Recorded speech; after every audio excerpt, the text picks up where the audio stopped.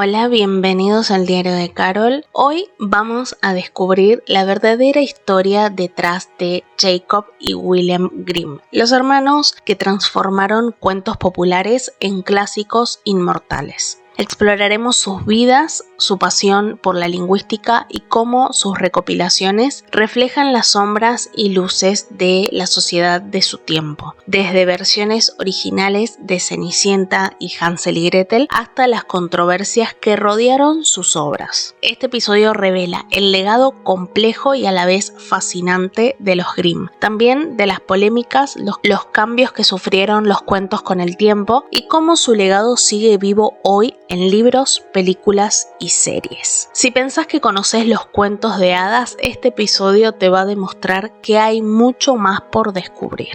Jacob nació en 1685 y William Grimm nació en 1786. Ambos nacieron en Alemania. Desde muy jóvenes fueron estudiosos, brillantes y apasionados por la lengua y las raíces de su pueblo. Eran 5 hermanos y al morir su padre, cuando Jacob tenía solo 11 años, pasaron de una vida cómoda a una existencia con muchas carencias. Jacob, como era el hermano mayor, se sintió responsable por su familia desde muy joven. Eran filólogos, investigadores del lenguaje, académicos obsesivos y figura clave del romanticismo alemán. Vivieron en una época de enormes cambios sociales, políticos y culturales, guerras napoleónicas, la caída del Sacro Imperio Romano Germánico y la creciente idea de construir una identidad nacional alemana. Se formaron en la Universidad de Marburgo y comenzaron a interesarse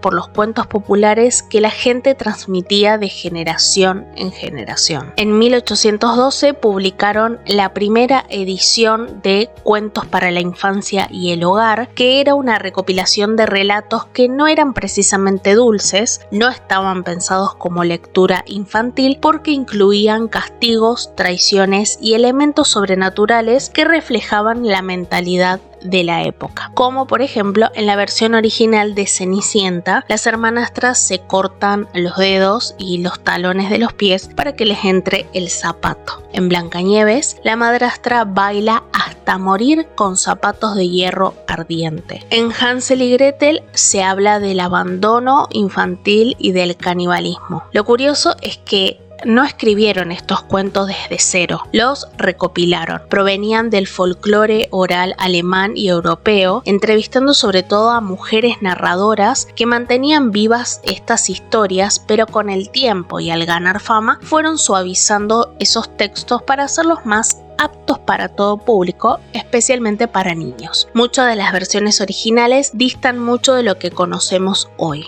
Claro que también hubo polémica, sus cuentos eran violentos, oscuros e incluso se los criticó por incluir estereotipos antisemitas. Sin embargo, nadie pudo negar que marcaron un antes y un después en la historia del folclore europeo. No solo fueron recopiladores, fueron lingüistas, historiadores y defensores de la identidad cultural de su pueblo. Aunque siempre se los nombra juntos, Jacob y William Grimm no hacían exactamente lo mismo. Su trabajo en los cuentos era complementario. Jacob Grimm era el más serio y académico, tenía una mente súper analítica y se enfocaba en la parte lingüística, histórica y etimológica. Era quien se encargaba de conservar el lenguaje original de los cuentos y conectarlos con las raíces del folclore germánico y asegurarse de que fueran fieles a la tradición oral. Era así como el guardián de la autenticidad. Mientras que William Grimm, en cambio, era más sensible y creativo, le gustaba embellecer las historias, darles una forma narrativa, hacerlas más literarias. Fue quien editó varias veces los cuentos para hacerlos más aptos para niños e incluso añadió elementos religiosos. Era algo así como el narrador y el adaptador quien siempre pensaba en el lector. Ambos eran muy cercanos, vivieron juntos casi toda su vida y se apoyaron mutuamente en todas sus obras. Sin embargo, sus diferencias hacían que el resultado final fuera una fusión entre lo académico y lo narrativo. William Grimm Grimm modificó varios cuentos para hacerlos cristianos, ya que él era más devoto y por eso añadió elementos religiosos que no estaban en las versiones originales, como la aparición de Dios o la Virgen María en algunos cuentos,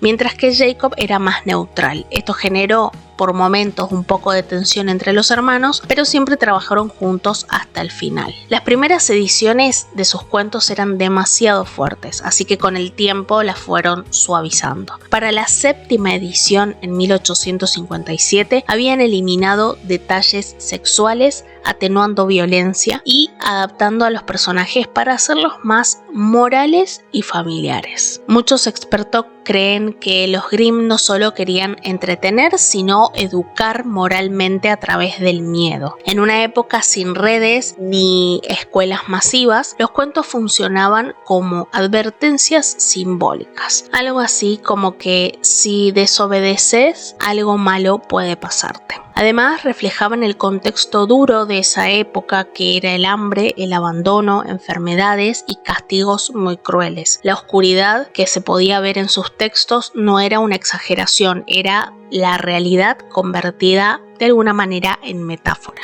Los cuentos cambiaban según el público y algunos de esos cambios en sus cuentos, por ejemplo, son que en Rapunzel, en una de las primeras versiones, ella quedaba embarazada del príncipe. Y si hacemos un paralelismo con la historia que nosotros conocemos, Rapunzel jamás la hemos visto embarazada del príncipe. La Bella Durmiente, nosotros conocemos que ella se pincha el dedo con una aguja de una rueca y cae en un sueño profundo, y el príncipe es quien la despierta con un verdadero beso de amor. La historia de ellos, la original, la Bella Durmiente, el rey abusa de ella mientras duerme, ella cae en ese sueño profundo y solamente se despierta al momento de dar a luz. Algunos de otros cuentos y las diferencias, por ejemplo, en La Cenicienta las hermanastras se cortaban los dedos de los pies, como dije anteriormente, y un poco el talón para que el zapato, cuando se los probara el rey, les entrara. El rey, al enterarse de esa práctica, mandó como palomas a modo de castigo para que le saquen los ojos. Obviamente que eso en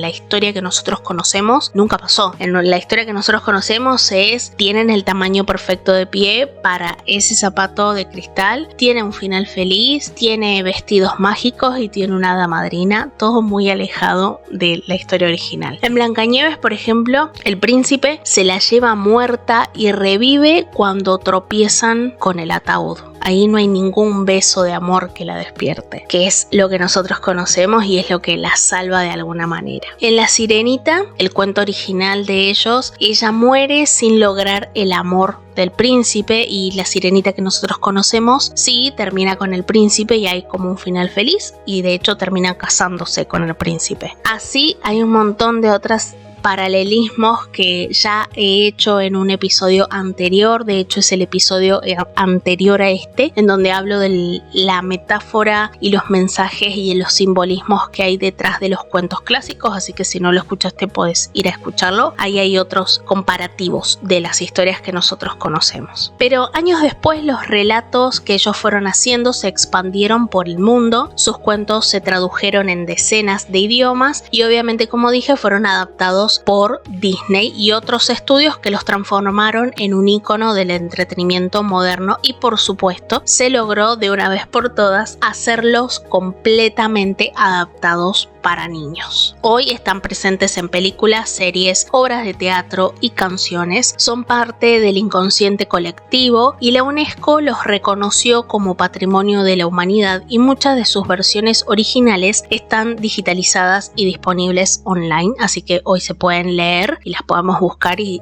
la tenemos al alcance de la mano. Además de cuentos, ellos trabajaron durante décadas en el diccionario alemán, un proyecto monumental que no pudieron terminar en vida, pero su trabajo fue fundamental en la lingüística comparada y en la recuperación de las raíces del idioma germánico. Durante su vida enfrentaron conflictos políticos, fueron expulsados de la universidad junto a otros académicos por oponerse al rey y vivieron con muy pocos recursos y Jacob incluso escribió cartas pidiendo ayuda para sobrevivir. William Grimm murió primero el 16 de diciembre de 1859 a los 73 años en Berlín. Sufría problemas de salud crónicos, entre ellos una infección pulmonar que fue empeorando con los años, y Jacob Grimm murió unos años después, el 20 de septiembre de 1863 a los 78 años, también en Berlín, y falleció de forma tranquila en su casa mientras trabajaba en su diccionario, que hasta los últimos días estuvo escribiendo y siempre pensando en el lenguaje. Ambos están enterrados en Berlín, su legado literario, lingüístico y cultural sigue vivo más que nunca, y así los hermanos Grimm no solo dejaron un legado de cuentos que marcaron la infancia del mundo entero, sino que también nos recordaron que el poder de las palabras y de las raíces culturales y de la imaginación no tiene límites.